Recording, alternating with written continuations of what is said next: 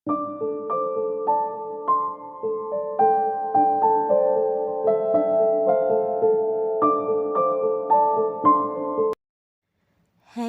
Everyone, good morning. আশা করছি যে যেখান থেকে আমার এই ব্লগটা দেখছেন সবাই খুব ভালো আছেন আর সুস্থ আছেন।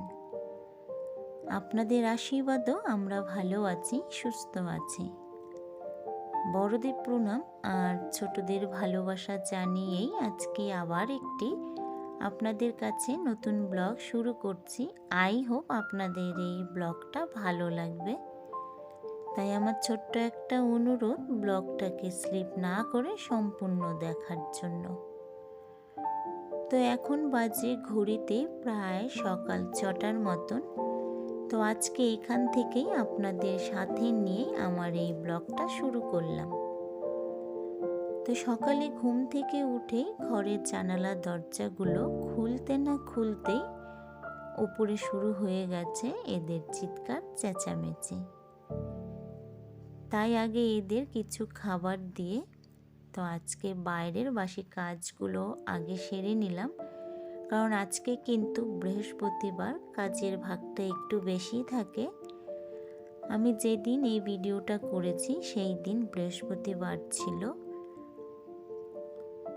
তো উঠোনটা ঝাড় দিয়ে বাইরের চারোটা দিকে জল দিয়ে গেটের বাইরে জলটা দিয়ে নিলাম।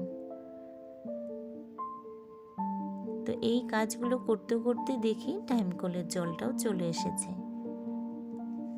তো বাইরেই ব্রাশটা করে একদম ফ্রেশ হয়ে এই যে দেখুন ঠাকুরের বাসনগুলো নিয়ে বসে গেছি,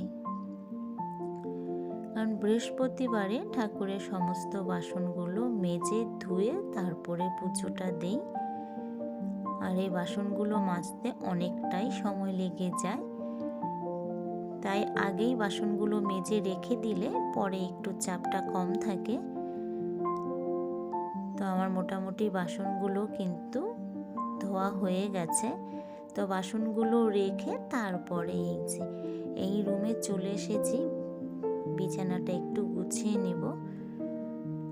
তো মেয়েও আজকে একটু সকালেই উঠেছে, কারণ ওর সামনে এক্সাম। তো এনবিওর একটু দরকারের জন্য আজকে তাড়াতাড়ি যাবে।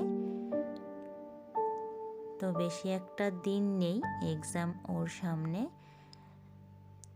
তো এক্সামটা শেষ হয়ে গেলে আপনাদের আশীর্বাদে ওর মাস্টার ডিগ্রিটা কমপ্লিট হয়ে যাবে। তো আপনারা একটু আশীর্বাদ করবেন যাতে ও একটু ভালো রেজাল্ট করতে পারে, একবারে যাতে ও মাস্টার ডিগ্রিটা কমপ্লিট করতে পারে। তো আপনাদের আশীর্বাদ থাকলে নিশ্চয়ই পারবে, এটা আমার একটা দৃঢ় বিশ্বাস। আমার এত বড় ফ্যামিলির আশীর্বাদ থাকলে অবশ্যই আমার মেয়ে সব কাজে সাকসেস হবে। তো যাই হোক, তো সকাল সকালে কিন্তু আমি এই রুমের একটু ডাস্টিংয়ের কাজগুলো আজকে সেরে নিচ্ছি। আর এই যে সোফার মধ্যে যে বইগুলো রেখেছি, সত্যি এই বইগুলো না রাখার আমার আর জায়গা হয়তো হবে না। আমি ভেবেই পাচ্ছি না কোথায় যে এই এতগুলো বই রাখবো। তো এই বইগুলো একটু ঝেড়ে গুছিয়ে নিলাম। তো মেয়ের ল্যাপটপের চার্জার, আমার হাতের কাজের ফ্রেম আর সেলাইয়ের ব্লাউজ সেলাইয়ের সুতো, যেটাকে পাইপিং বলে, সবগুলো একসাথে জটালোভাবে কিন্তু লেগে আছে। তো সেগুলোকে গুছিয়ে তারপরে এই যে আলমারিটা সামনে এসেছি, কারণ মার কিছু শাড়ি বের করে নিচ্ছি। তো এই যে কয়েকটা শাড়ি বের করেছি,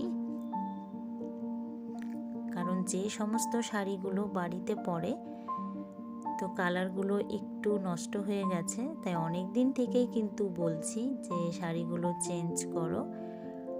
তো নতুন দু একটা শাড়ি বের করে নাও, কিন্তু কার কথা কে শোনে। তো উনি আর বলছে এখন পরবো না, আছে থাক। তো আমার মা এমন একজন মানুষ, তো ওনার কোনো সাজগোজ কোনো কিছু উনি করতে চায় না। আমি ছোটোর থেকেই কিন্তু মাকে ঠিক একইভাবে দেখে যাচ্ছি। তো অনেক সময় জোর করে অনেক কিছু আমি করাই। তো যাই হোক, গরমের দিন তো যত পুরনো আর যত দেখবেন নরম জিনিস মানে পাতলা হয়ে যায় যে সমস্ত কাপড়, সেগুলো পরতে কিন্তু খুব ভালো লাগে।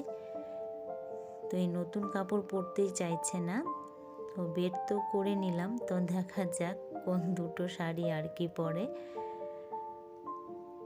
তো বাংলাদেশে গিয়েছিল মা আর বাবা, বছর খানেকের বেশি হবে।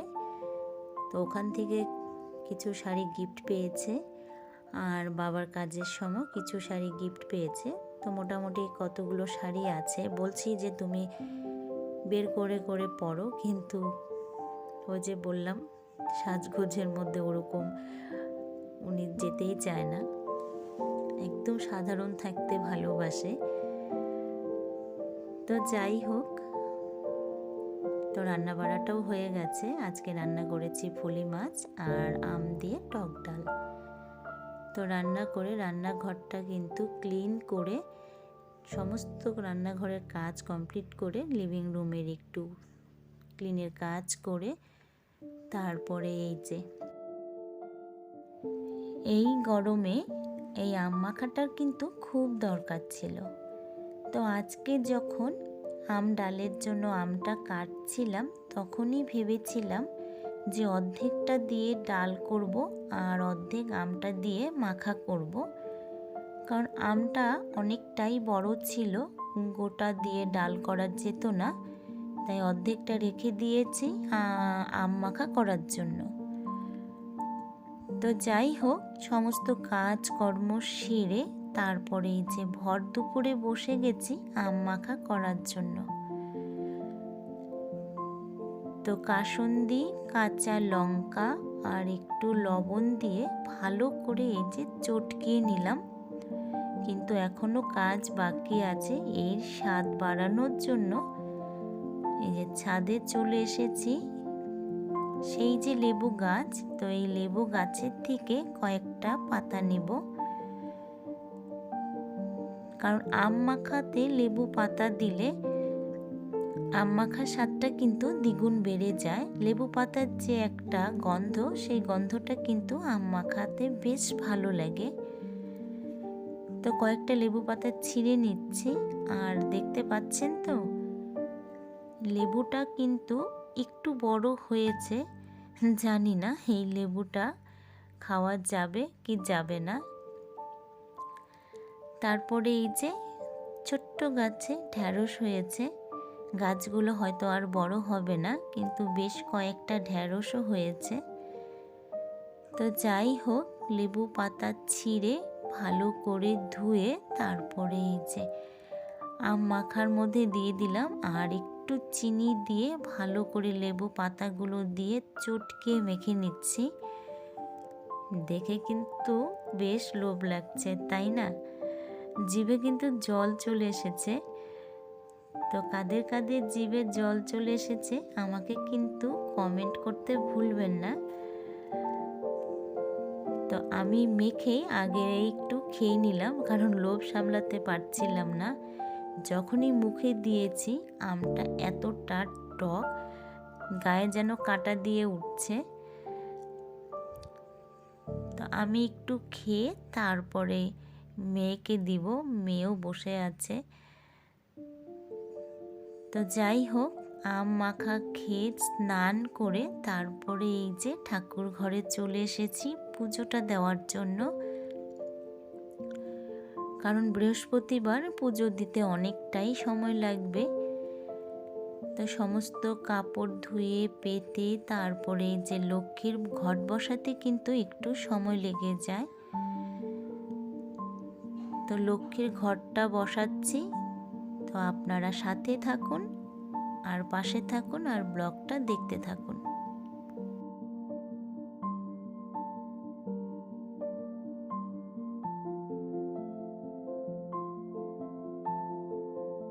পুজো দেওয়া কমপ্লিট। তারপরে এই যে রান্নাঘরে চলে এসেছি, কারণ মেয়ে তো ফলি মাছ দিয়ে খাবে না, তো ওর জন্য ডিমটা একটু অমলেট করে নিচ্ছি। তো যাই হোক বন্ধুরা, তো আজকের ব্লগটা এই পর্যন্তই। তো আশা করছি আপনাদের ভালো লাগছে। তো ভালো লাগলে অবশ্যই কিন্তু একটা লাইক, কমেন্ট, শেয়ার, সাবস্ক্রাইব করবেন। তো আপনারা ভালো থাকুন আর সুস্থ থাকুন, পাশে থাকুন।